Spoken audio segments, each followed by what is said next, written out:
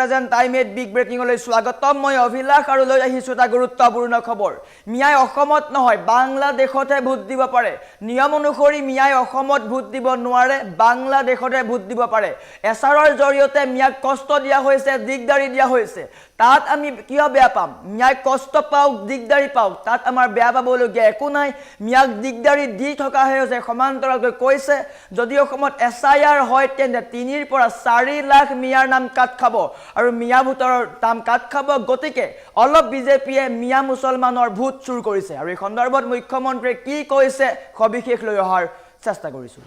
জনাই আছো ডাঙৰ খবৰ টাইম এট বিগ ব্ৰেকিং বিজেপিয়ে কৈছে বা মুখ্যমন্ত্ৰীয়ে কৈছে বিজেপিয়ে ভোট চুৰি কৰিব খুজিছে মিয়াৰ অলপ মিয়াৰ ভোট চুৰি কৰিব খুজিছো নিয়মমতে মিয়াই অসমত ভোট দিব নোৱাৰে এয়া মুখ্যমন্ত্ৰীৰ মন্তব্য নিয়মমতে মিয়াই অসমত ভোটদান কৰাৰ অধিকাৰ নাই মিয়াই বাংলাদেশতহে ভোট দিব পাৰে নিয়মমতে মিয়াই বাংলাদেশতে ভোট দিব পাৰে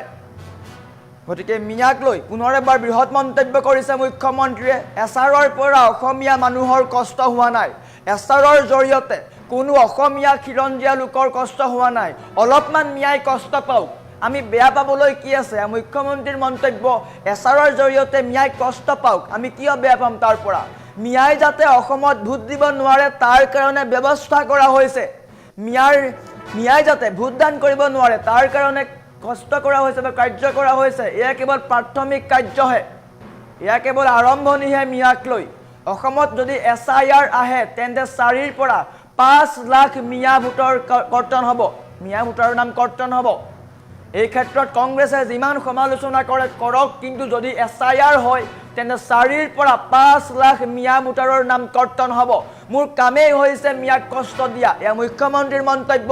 মুখ্যমন্ত্ৰীৰ কামেই হৈছে মিয়াক কষ্ট দিয়া নিজেই মুখ্যমন্ত্ৰীয়ে এই কথা স্পষ্টকৈ কৈছে যদি মিয়াই কষ্ট নাপায় তেন্তে উজনিলৈও আহিব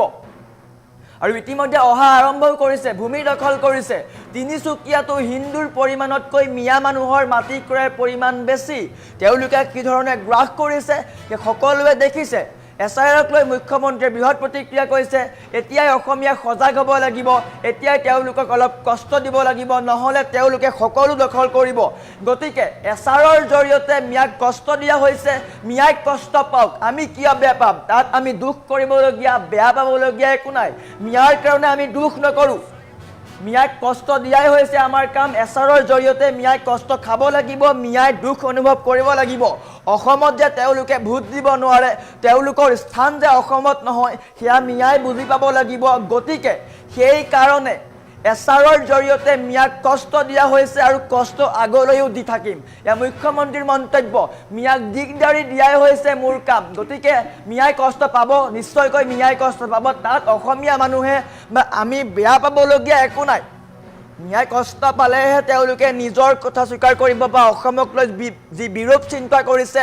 তাত তেতিয়া তেওঁলোক মৌন হ'ব যদি আমি মনে মনে থাকোঁ তেন্তে মিয়া মূৰৰ ওপৰত উঠিব এই পৰ্যন্ত মুখ্যমন্ত্ৰীয়ে কৈছে যদি আমি মিয়াক সাহস দিওঁ বা একো নকৰোঁ তেন্তে মিয়া আমাৰ মূৰৰ ওপৰত উঠিব আৰু সকলো দখল কৰিব গতিকে এতিয়া আমি সজাগ হ'ব লাগিব এছআৰৰ জৰিয়তে মিয়াকহে কষ্ট দিয়া হৈছে এছআৰৰ জৰিয়তে মিয়াক কষ্ট দিয়া হৈছে আগলৈও দি থাকিম 2-4খন নটিচ যাবই নিশ্চয়কৈ আৰু মিয়াক কষ্ট খাব লাগিব অফিচে অফিচে ঘূৰি ফুৰিব লাগিব মিয়াক কষ্ট দিয়াই হৈছে আমাৰ কাম গতিকে পুনৰ এবাৰ মিয়া সন্দৰ্ভত মুখ্যমন্ত্ৰীয়ে বৃহৎ মন্তব্য কৰিছে এছআৰত কোনো বিতৰ্ক নাই অসমীয়া মানুহে একো ধৰণৰ সমস্যাৰ সন্মুখীন হোৱা নাই অসমীয়া মুছলমানৰ নামো কাট খোৱা নাই কিন্তু এছআৰৰ জৰিয়তে মিয়াকে টাৰ্গেট কৰা হৈছে মিয়া মুছলমানক অলপ কষ্ট দিয়া হৈছে তেওঁলোকে অলপ কষ্ট খাওক ইমান বছৰে তেওঁলোকে অসমত থাকি অসমীয়াৰ বৈচিত্ৰ্য অসমৰ সংস্কৃতি সকলো ধ্বংস কৰি আছে এতিয়া তেওঁলোকে অলপ কষ্ট খাওক তেওঁলোকেও বুজক যে অসমীয়া লোক বৰ্তমান জাগিছে চৰকাৰ বৰ্তমান জাগিছে আৰু তেওঁলোকক লৈ চৰকাৰে কঠোৰ সিদ্ধান্ত গ্ৰহণ কৰিছে তেওঁলোকে কষ্ট খালেহে তেওঁলোকে বুজি উঠিব যে তেওঁলোকে অসমত নহয় বাংলাদেশতে থাকিব লাগে আৰু এটা কথা স্পষ্ট কৰিছে মুখ্যমন্ত্ৰীয়ে নিয়মমতে মিয়াই অসমত ভোট দিব নোৱাৰে অসমত ভোট দিয়াৰ অধিকাৰ মিয়াৰ নাই মিয়াৰ অধিকাৰ বাংলাদেশতে আছে গতিকে মিয়াই বাংলাদেশতে ভোট দিব লাগে অসমত ভোট দিব নালাগে গতিকে অলপমান বিজেপিয়ে ভোট চুৰ কৰিছে মিয়াৰ পৰা মিয়াৰ ভোট চুৰি কৰিছে মিয়া মানুহৰ ভোট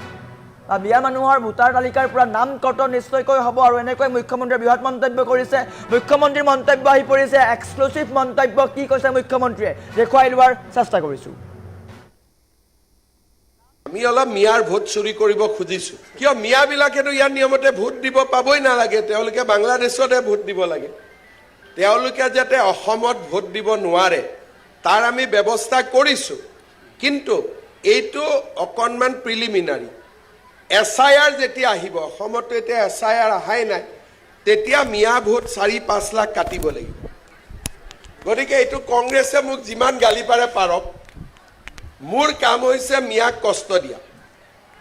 যদি মিয়াই কষ্ট নাপায় মিয়া দুলিয়া জানো আহি গ'ল তিনচুকীয়াও আহি গ'ল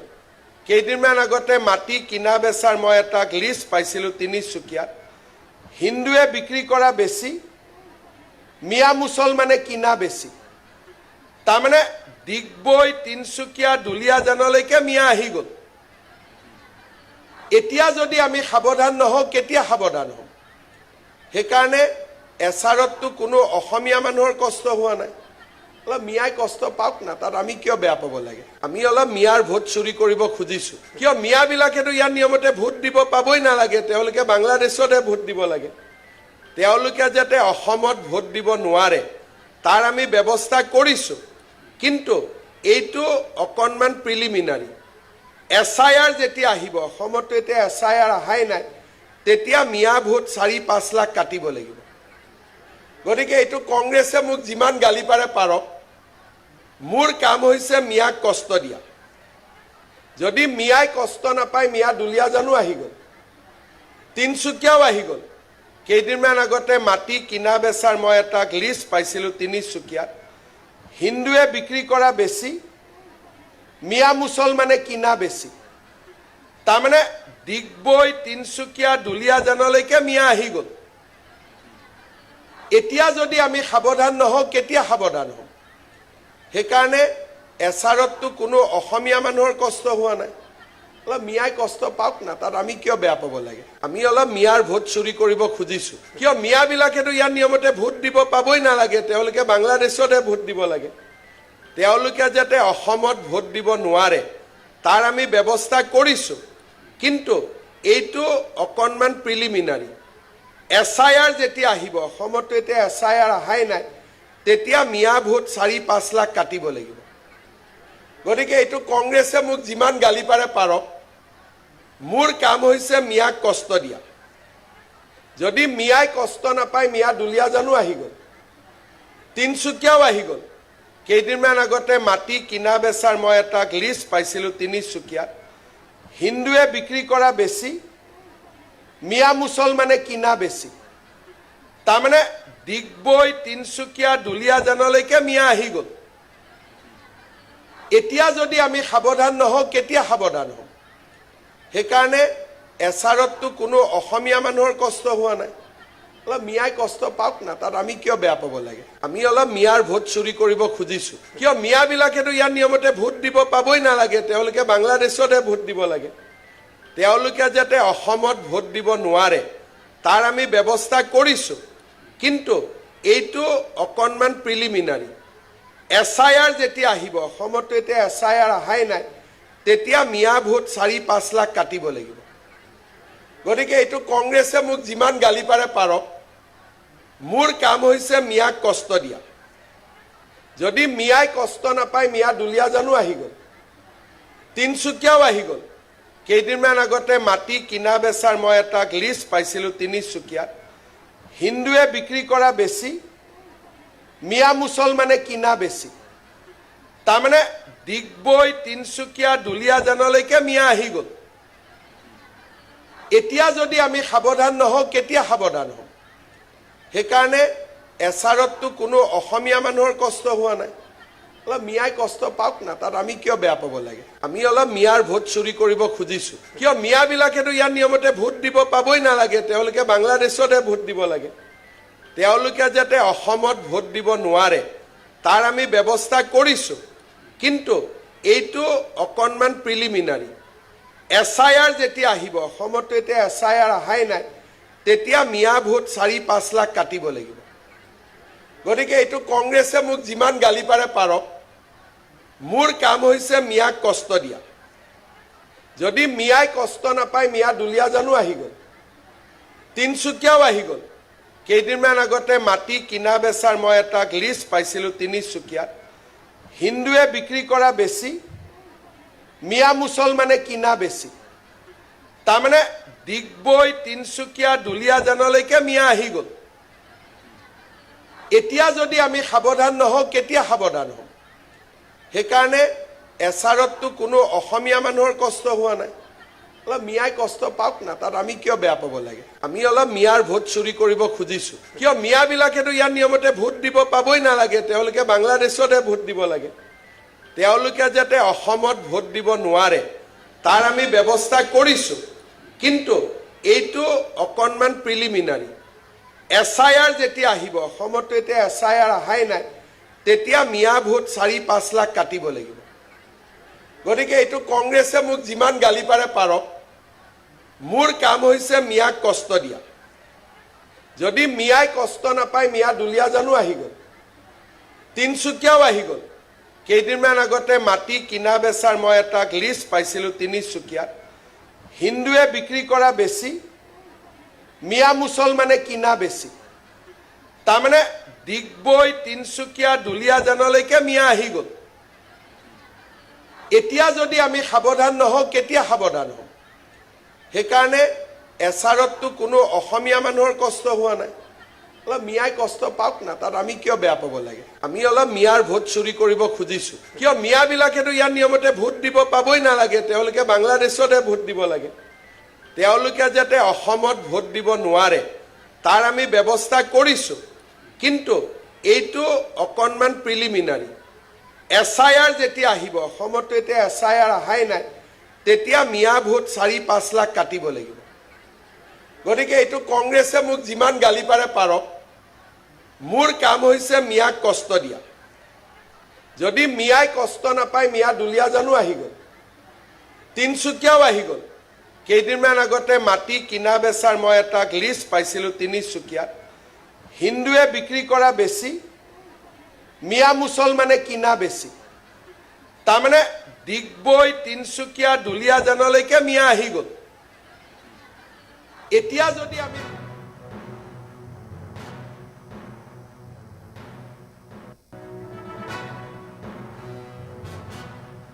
নমস্কাৰ, টাইমলৈ স্বাগতম। আপুনি গুৱাহাটীৰ বাসিন্দা নেকি? যদি আপুনি গুৱাহাটীৰ বাসিন্দা তেন্তে আপোনাৰ কাৰণে এই খবৰটো। গুৱাহাটী পৌৰ নিগমৰ সহযোগত টাইম8এ লৈছে এক বিশেষ পদক্ষেপ। যদি আপোনাৰ অঞ্চলত জাবৰ জোথৰ পৰি আছে তেন্তে আপুনি এতিয়াই ফটো মাৰি দিয়ক time8.in-লৈ। 24 ঘণ্টাৰ পিছতেই আপোনাৰ অঞ্চললৈ যাব গুৱাহাটী পৌৰ নিগম আৰু 24 ঘণ্টাৰ ভিতৰতে আপোনাৰ অঞ্চল পৰিষ্কাৰ কৰা হ'ব। গুৱাহাটী পৌৰ নিগমৰ সহযোগত টাইম8এ স্বচ্ছ নগৰ শ্ৰেষ্ঠ নগৰ পদক্ষেপ লৈছে। গতিকে এই পদক্ষেপত আপুনিও সহযোগ কৰক আৰু এগৰাকী সচেতন নাগৰিক হিচাপে আপুনিও অংশীদাৰ হওক। টাইম8ৰ এই পদক্ষেপত কেনেকৈ আপুনিও কৰিব সহযোগ, সেই সন্দৰ্ভত লৈ আহিছোঁ এই বিশেষ প্ৰতিবেদন।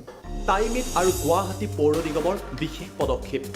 টাইম8 স্বচ্ছ নগৰ শ্ৰেষ্ঠ নগৰ। এই পদক্ষেপত যোগদান আৰু সহযোগ কৰাৰ বাবে নিয়মসমূহ জানি লওক। প্ৰথমতে আপুনি www.time8.in ৱেবছাইটলৈ যাব লাগিব। ৱেবছাইটলৈ যোৱাৰ লগে লগেই হোম পেজত দেখা পাব টাইম8 স্বচ্ছ নগৰ শ্ৰেষ্ঠ নগৰৰ বেনাৰ আৰু তাৰ তলতে আপোনালোকে দেখা পাব আপলোড ফটো অপশ্যন। আপলোড ফটোত গৈ আপুনি ক্লিক কৰক। ক্লিক কৰাৰ লগে লগেই প্ৰথমতে এণ্টাৰ কৰক আপোনাৰ নাম। ইয়াৰ পাছত আপোনাৰ ফোন নাম্বাৰ আৰু আপোনাৰ ইমেইল এড্ৰেছ তাত দি দিব। ইয়াৰ পাছতেই আপোনাৰ লোকেলিটি বা অঞ্চলটোৰ কথা লিখি দিব। উদাহৰণস্বৰূপে অঞ্চলটো যদি জু ৰোড হয় সেই কথা স্পষ্টভাৱে তাত উল্লেখ কৰি দিব